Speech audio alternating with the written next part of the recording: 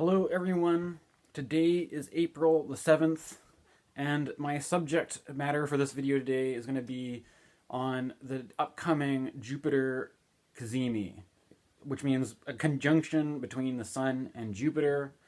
It's happening in Aries, and I'm not going to be here to explain everything about the nuts and bolts of what a Sun-Jupiter conjunction is. There's certain things that happen called synodic cycles. When the Sun conjuncts with a planet, it kind of represents a new beginning for that planet. We've got essentially an old Jupiter, which is going through a kind of a rebirth and is being born into a new Jupiter. And there's something about this astrological transit that I feel is appropriate for the topic of initiation. And it also may be appropriate for the topic of what you might call something like spiritual awakening, or even something like evolution or transformation or something along those lines, right? And I really I have to admit that I'm just gonna kind of dive into this, and I sort of have some ideas of where I want to go with this. I don't know if I'll get it there all in one video, but I'm gonna at least try to approach the subject. I think another thing to take in consideration with Jupiter, Sun and Jupiter in Aries specifically, is some powerful energy.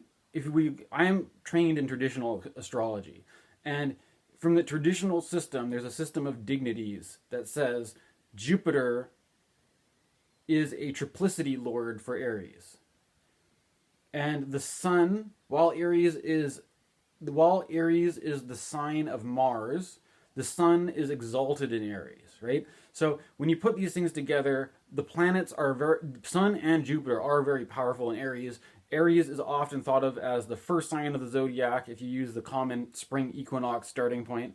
And there's something about Aries is often categorized as being very independent, right? Being sort of self-assertive, initiating, independent, and that if you can see where I'm getting with there's an initiation there, I think, with Aries, initiating a new cycle between the Sun and Jupiter, initiating whatever Aries stands for in your chart, things like that, right? Now, the thing about the spiritual, why I'm kind of leaning into the spiritual direction with this, well, I mean, it could be biased based on my own perspective on things, maybe, but if you look at this all in context with the other transits going on, there's something with Pluto in Aquarius, and there's a kind of idealism or a kind of this aspiration to progress with Aquarius that I've seen a lot of astrologers talking about. The kind of, it's almost like the theme of the age of Aquarius. Now, Pluto in Aquarius isn't the same as the age of Aquarius, but there's those kinds of Aquarian ideals of, either whether that's scientific progress or whether that's a kind of humanitarian progress that, of being of service to the community or something like that. These kind of ideals are activated. Pluto also stands for what's hidden, though. Like, there's things that are hidden that come up to the surface. And the traditional ruler of Aquarius is Saturn, and Saturn is in Pisces. So Saturn stands usually for the kind of walls and barriers and boundaries. And in Pisces, it's a mutable, changing sign. And even Neptune is there. And Neptune often has this kind of quality of dissolving. But also there's one of the things I want to talk about is the risk of diluting. And also there's a kind of like this kind of phonetic thing where that to dilute something may also, there's a risk of being some sort of pure substance being diluted. There's also the risk of a pure insight being diluted, right? Like to be delusional or to be diluted, right? To be spread out so far that it doesn't mean anything. You know what I mean? Like you spreading your butter too thin, spreading yourself too thin, you become diluted, right? But this is all talking about the other planets, right? But it's all kind of happening together. Um, but there's something I wanted to talk about with the initiation, right? That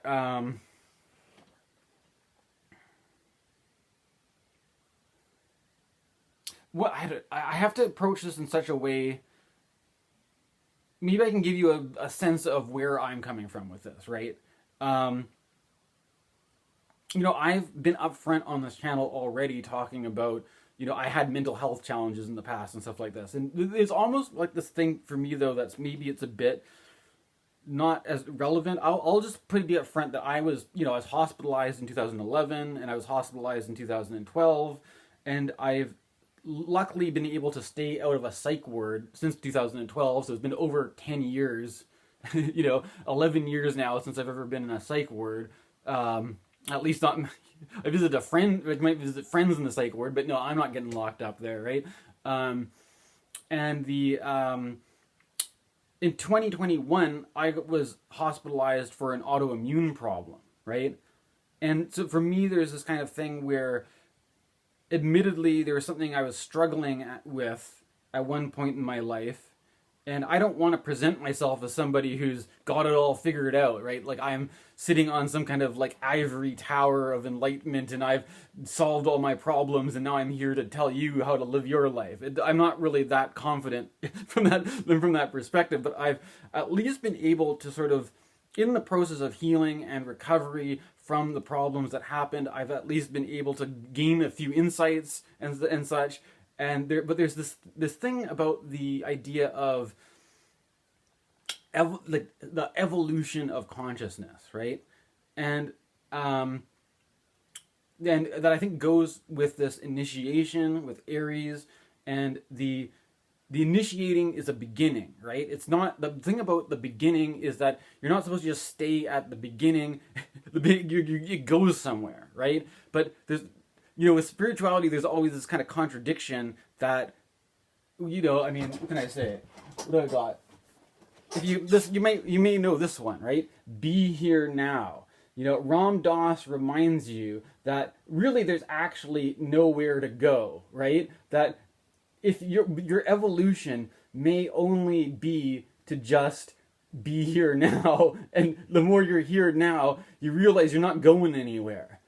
So there's a kind of a contradiction, maybe, that if you're too caught up on, getting somewhere other than where you already are, you're getting deluded or something, right? So but to the extent though that I got my training from Elenbaas, and he made a series of Pluto and Aquarius videos talking about the Pluto and Aquarius, and I think also it's kind of activating Uranus a little bit now that it's in a fixed sign right now with Uranus and Taurus, right? But he was saying all these things like how I think in what I'm trying to get at with this be here now stuff, that like the idea of progress and evolution, it may only bring us to this point where we're more present with what is going on already, right? And I've been taking a bunch of courses from this guy named J.F. Martel, and mostly I was hiding out in the background, but last night I finally got the courage to actually join in, get on the camera and mic and chat, introduce myself and chat a little bit or whatever. But one of the things that I've always been, it's difficult for me to talk about, but I'm going to try to talk about it anyways, is that like when I had mental health stuff going on back in 2011 and 2012, to me anyways, it was pretty clearly apparent, like it was a kind of a consciousness shift, right? But it was not, it was true to say that I was unstable, and that there's something about shifting in a way, you can shift in a way that may be safe and comfortable, or there's a shift in a way where it feels like way too much for you and you're completely overwhelmed by it, right? But there's something about that I watch, I have a friend, anyways, who has introduced me, or has, whatever. What can I say? I've got spiritual friends. I've got different groups that I'm part of, different, whether you want to call them sanghas or different whatever circles or things like this. And I have to say, for one thing, when it comes to spiritual, I've seen people on the internet say things like, when it comes to spirituality, I've spent so much money on books and courses and these weekend retreats, and I've put so much, and I just, like, it doesn't do anything for me. And I've met people like, I got into this stuff called spiritual emergence, right? Which was about, I was so just kind of fed up with the mental health system that whatever I felt was going on in terms of evolving consciousness is completely not accepted by the mainstream system at all, to the point, and like, there's a thing where if you were to mention anything that is at all outside of the normal, they have this really hard line scientific view, like, that's not scientific, right? That's not real, right? That doesn't exist. It's like it's you feel like you're dealing with the reality police. Like, if you find something out, that there's something going on that's not within the conventional mundane view of the world, and there is something that happens that's almost like, the thing about the Men in Black or whatever, like, there's where people will, like, when the person sees the aliens, the Men in Black come up to blind them and try to make them go to sleep, and so that they don't, or there's some, I don't want to make it too paranormal, right? But, like, in my own experience, it was really just, people in the psych system or whatever. But not only that, though, what I'm trying to describe anyways is, when you're talking about consciousness, right? You're talking about evolving consciousness, you're expanding consciousness. Maybe evolving isn't even the right word, right? Maybe, for one thing, think about this, right? Like, humanity has been around for a while, and at every point in time in humanity, we have people which we call visionaries or seers, or they may just be people who are gifted artistically, or people who are teachers or something like this. And the thing is that every generation seems to have them, right? It's not something that there's one generation that has all the people and they've gone away. Every generation has these people, right? And it's almost like that, if you think about, let's think about the world, if we think about let's talk about the Earth as a global unit, right? Like one Earth, one consciousness, right? That in that consciousness, there may be the total consciousness where everybody's at may not be very evenly distributed, right? And it may even be, like, let's say, as you go through life and you become an adult, you get shaped into certain person who has a daily routine, who has responsibilities, who has commitments, and that you are basically trying to adapt yourself to the situation, to make yourself efficient, to make yourself be able to do the things, to survive and do all of that. And in such a way, the consciousness that you have becomes completely adapted to the circumstance that you're put into, and that if you don't have control over your own circumstances, you don't really have control over how you have to adapt or whatever. And that's kind of the situation most people are in. We just have to work with it, right? But it's kind of like this thing, like, if you spend all your time doing a certain job, you're trained to do this it's like a very narrow tunnel vision kind of consciousness, and to the point where everything that outside that, you've kind of created a wall where you don't see it, right? Or you're like the horse, I'm thinking like the horse that has the blinders on, right? Where, it's like, it may, in some in that situation, if you're back in the day where horse and carriages, before cars were the common way of traveling, people use horses to get around everywhere, right? And so the horses, it's like, in order for some people don't spook, you put blinders on their eyes so they to limit the field of vision, and to base and the guy who riding the cart, makes the horse move and stuff like this. And the horse is basically just a bioorganic engine, right? That the horse doesn't need to be that conscious, and if anything, if you're in the city, it's just going to disturb the horse. So the horse has to be dulled out so the horse is not conscious. And the thing about this is also, it's kind of like, there's a lot of people I know, and I lived in Melbourne for a little bit. I knew a lot of people in Melbourne complained about the tourist thing about having horse-drawn carriages, and that it's inhumane for the animals, and that why are we doing this as a gimmick for tourism and all this kind of stuff. Or also the horses on the racetracks, how they're treated and stuff like this. Maybe I'm getting a bit distracted here, but what I wanted to highlight was this thing about, if you think of yourself as a kind of an animal, that the animals on Animal Farm who are unconscious about their situation or something because they've been basically conditioned into this certain situation. There's something about it where, like, if animals are just being raised for meat or whatever, it's a kind of a disturbing thing for the animal to realize that, oh, hey, wait a minute, these farmers don't actually care about us. They're actually all just going to eat us. Like an animal wouldn't want to know that, right? So in a similar sense, a person may have all these things that they are unconscious of, that it's like I think there's something I have an issue. I'm just going to put it out front, right? That I'm thinking more about the direction of what is called evolutionary astrology. And I have one of my spiritual friends recommended an astrologer to check out named Pam Gregory. She recommended a few others as well. And I am, for the sake of not being too boxed into my own thing, also being curious about, where the conversation is at around consciousness expansion, or whatever you would say.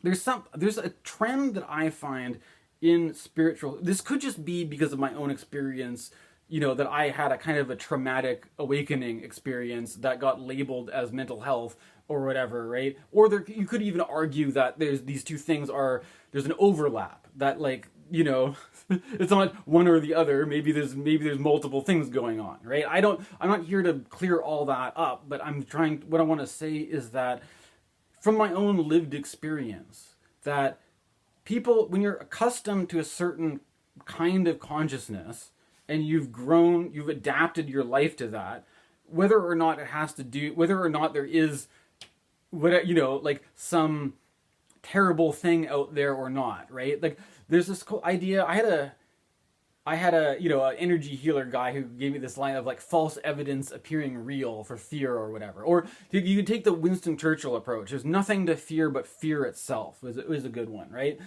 And oftentimes the New Agers would often do this thing about how choosing love over fear and all this kind of stuff. And there's this whole thing for a while that I was into for a while before. I guess I just moved on to other things, right? You're in your beginning stages of the path, and you find stuff like Abraham Hicks. And Abraham Hicks is all about what can you do to feel good, because you're not going to manifest a good reality feeling bad or whatever, right? But what I'm trying to say is that if you actually do expand your consciousness, and there's an area of often what the area of unconsciousness is, it's like you have your small degree of consciousness, and there's a sort of shell almost that is keeping you from getting through to more consciousness. And what that shell is specifically tends to be stuff that comes from trauma, right? And also things like the experience and the experiences in life that have numbed us out, that have desensitized us, or that have made us have this view that it's not safe to be sensitive, it's not safe to be in touch with your feelings, it's not safe to communicate with other people. There's all this kind of stuff that it's and if you're, I mean, I think to one extent, I may be making too much of a big deal out of it just because I got traumatized. But the thing is, if, like, I learned, you kind of learn the hard way, though, that if you do get on the other side of this, this is kind of a wall of fear, wall of pain, wall of suffering, wall of all this stuff.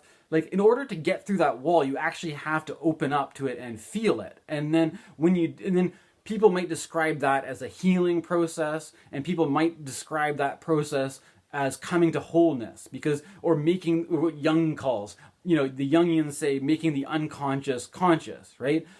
So there's this kind of barrier of negative stuff like fear, pain, suffering, whatever, trauma, past memories of abuse, whatever it is, being bullied. I don't know what it is for you, right? All this stuff, like, the problem with this thing, like, about making it all like love versus fear, is that if you only want to feel good, you have to punch through this barrier of all this stuff, fear, pain, trauma, suffering. You have to kind of get through that to get to the higher consciousness. And if you've decided that for you spirituality means feeling safe, feeling comfortable, feeling supported. It's not that spirituality doesn't provide those things, but if you want that exclusively and you really would rather not feel anything uncomfortable, there's a teacher that I work with who introduced me to a lot of stuff. Like, there's this guy named Adyashanti who comes from the Zen tradition, and Adyashanti was talking about this, and he has said that, like, if you're looking for basically feel-good experiences and a sense of comfort and stuff like that, you're better off going to the liquor store and buying a six-pack, right? Like, if you just want to be kind of fuzzed out and feel kind of like, like the things that in life that bother you don't bother you, then yeah, you might as well just stay with your addictions, with your habits, with your routine lifestyle, and just, yeah, don't bother looking at anything outside of the curtain that you've put up. Like, it's not, because if you do that, then you're gonna have to deal with some shit, basically. And I'm not gonna, with every person, maybe some people are privileged in that they've had less traumatic lives, less traumatic experiences. Maybe some people have less stuff that's holding them back from expanding their conscious into the next thing, right? But there's one thing, I think that trauma is something we all have to deal with, right? That it's and Gabor Mate talks about the myth of normal, right? That everybody has to deal with some degree of trauma in their lives, right? And also, it's like with the Buddha, when it comes to grief, like the Buddha said, there's a story about about somebody who was really upset about the family member dying, and the spiritual teacher, I don't know if this was the Buddha or I think this was the Buddha, was like, what I want you to do is I want you to go around the village and talk to all the other people about the person who passed away, and then what you will find, you will talk to other people who've also had people pass away, and that you go around to the village and talk to people about your trauma. You will find you're not the only one with this trauma. You're not the only one with this loss. You're not the only one with this. But there's something about the way our this kind of we don't want to feel that stuff. We don't want to acknowledge it. So we kind of retreat from it into a really atomized, narrow, individualized little thing where we're like, I don't want to deal with all the painful stuff, so I'm not going to talk to anyone else. I'm just going to hide out and not deal with it, or whatever, right? So it's like, I do think that there's some, by seeing that by not being a, I don't know. I was having a conversation, and somebody actually suggested that the term Pollyanna is not such a bad thing. That Pollyanna is, you can go through difficult experiences but see the good in them and all this kind of stuff. It's not such a bad thing. But I kind of just feel like we live in a culture where people are so averse to negative emotions, negative feelings, or just the stuff you have. I mean, it's not to say that it's not telling people to just wallow in it, but it's like, if you want to expand, you have to take the good with the bad. You have to take both of it, right? And if you don't do that, it's not going to happen, right? Or that you also, there's this thing about the love. You have to love the conscious. You have to love the mystery. You have to love the process of awakening. You have to have, in a sense, it's spiritual devotion. You have to love the fact that you're not living in a dumb, what they would call material, whatever. There's, what I'm trying to say is about there's one degree about the evolution thing that, like I was saying, every generation is going to have people who are illuminated, or that illumination just isn't just there from the beginning. That it's a process that you actually have to work a little bit to get it, right? And it's like we have this culture where if you're into being a bodybuilder, right?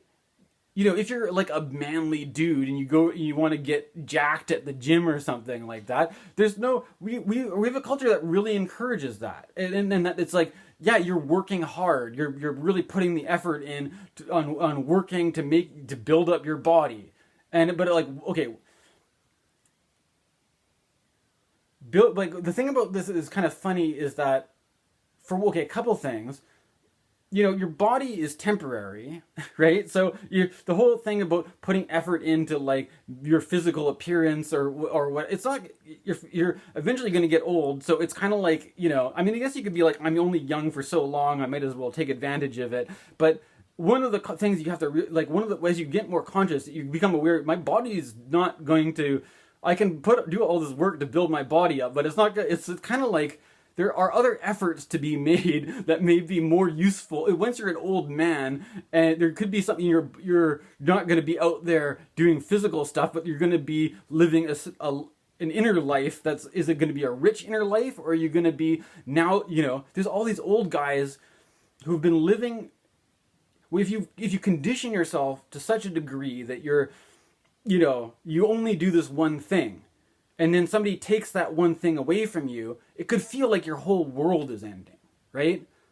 And I think this is one of the things about what they talk about, like an ego death. I think one of the things too, I have to admit, is that the language and the dialogue around stuff online, it's almost like there's so much, you can't, what I find is I've learned anyways, not to talk about certain things online, right? I don't know if maybe YouTube's better, but like to talk on Reddit or something, like, or Facebook is like, I left all these Jungian groups on Facebook. I don't get into debates on Facebook anymore. I kind of learned not to do that. I kind of was hanging out on Reddit for a while, but quickly you learn this is not the place to have those if you want to fix your like computer problem and you need like help or something, or you want to, something like that, Reddit is very useful. But if you're trying to develop your higher consciousness, you're better off finding actual teachers to work with, rather, or you know what I mean? And these people, like I was mentioning before, people who spend lots of money on buying books or going to weekend retreats or doing courses, I can't really speak for everyone, but in my own experience, if you are in a place where that is really what you ought to be doing, is to be like, you're not going to be running around shopping around for different gurus to try out, to like, and taking weekend retreats and like flying off somewhere on a getaway vacation to like Costa Rica. It's like, if you're really doing this, people are just going to show up. Like, it's as simple as that. You don't have to do it. Like, this whole, like, your idea that spirituality is something that you can get by just spending money on it. You're gonna have to figure out that that's not good. If you've done that and you're disillusioned by that, then that's a good thing, because now you've got to the point that you realize you're not going to get anywhere by buying more books. You're not going to get anywhere by spending money on courses. You're not gonna, and I'm sorry, I have to apologize to all the entrepreneurs out there, but it just needs to be said. I'm sorry, right? If you are actually having an awakening, and it's important for you to stabilize in that awakening, the teacher will appear, and the teacher will give you exactly what you need in a way that is basically miraculous. There's no two ways about it, right? It's like, if this is meant to be, it's meant to be, and you really don't have anything to worry about, because if that's your path, that's your path, and it's all in some way that's just it, right? And there's something about astrology which is about fate, right?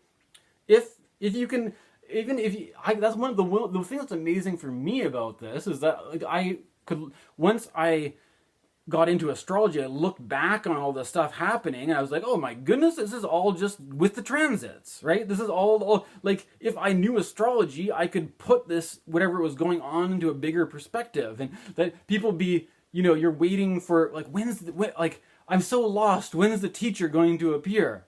Well, if you're an astrologer, if you see a doctor of astrologer, the astrologer could very well tell you exactly when you could expect a teacher to appear, right? And why I'm talking about all this right now is because Jupiter, for me, first and foremost, Jupiter is a kind of a teacher, right? And this Sun and Jupiter conjunction, the Sun and Jupiter Cazimi, it's an initiation of a new beginning, a new stage of teaching, a new stage of learning, and it's great. It's an exciting moment. It's great to be a part of it, right? And maybe I realize now I've recorded half an hour, so this is a decent first video.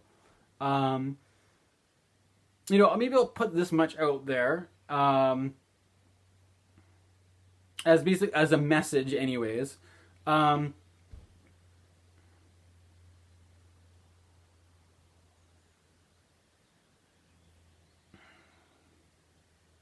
It's raining fairly hardly outside right now. I don't know if that comes across in the recording.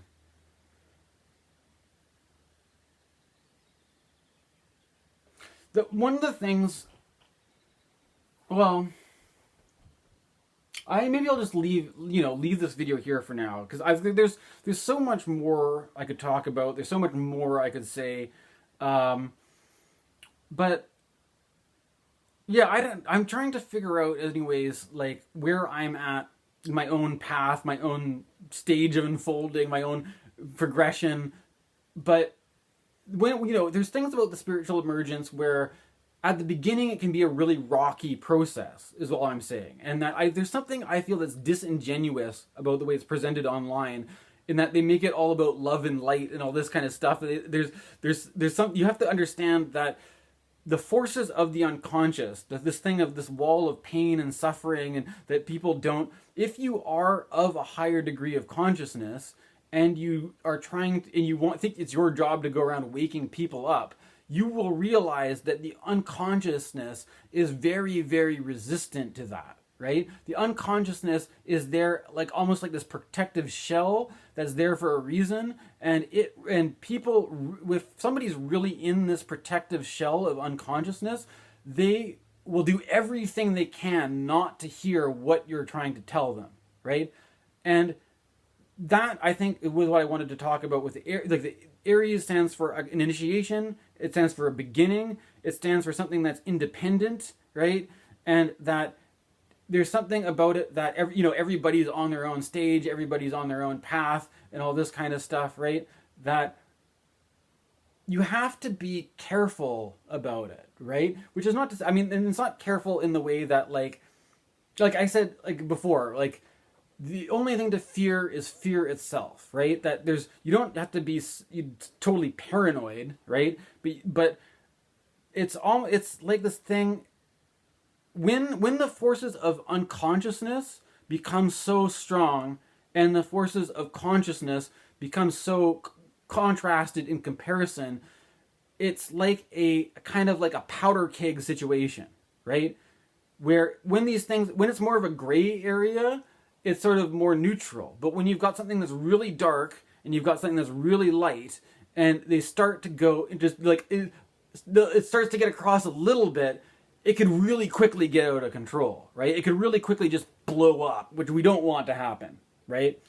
And so there's certain people may feel frustrated, right, about, why there's certain things are secret, why certain things just aren't transparent, just out in the open, why there are also with free speech and censorship and stuff like that. There's a lot of people, I don't understand. One of the things that I'm just going to put out there to I got friends who are into this stuff about the evolution of consciousness, right?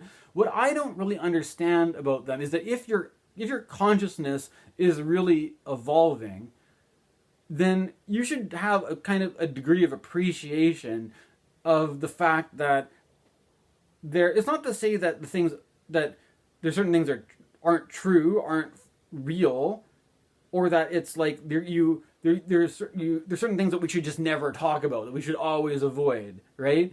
Like there's always a time and a place to talk about things, right? There's always a time and a place to get into this stuff. But we are living in a very sensitive moment right now. There's an opportunity for a change, for something. But at the same time, is that if you actually expand your consciousness, you have to take into consideration the volatility that exists, right? There's a certain volatility right now, and that we have to take one step at a time, and we have to take each step consciously, basically. And that's, again, be here now, right? It's not to say that there isn't any point in progressing, there's no point in evolving, there's no point in trying to work on your spiritual practice, there's no point in trying to, work on yourself or something like this.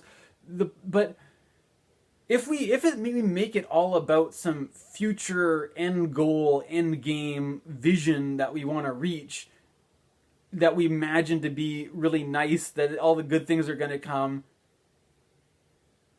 you're living, it's like you're living for tomorrow, right?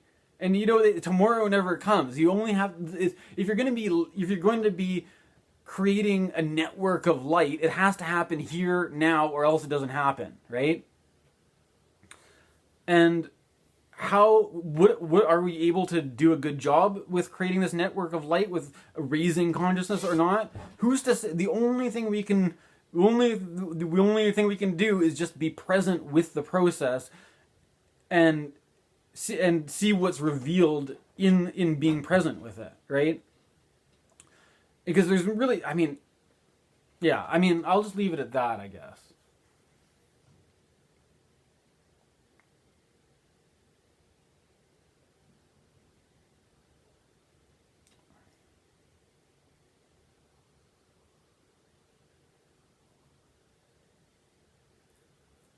I don't know. Is there anything else I wanted to say? I guess that's it for now. Maybe I'll do some more on this one later.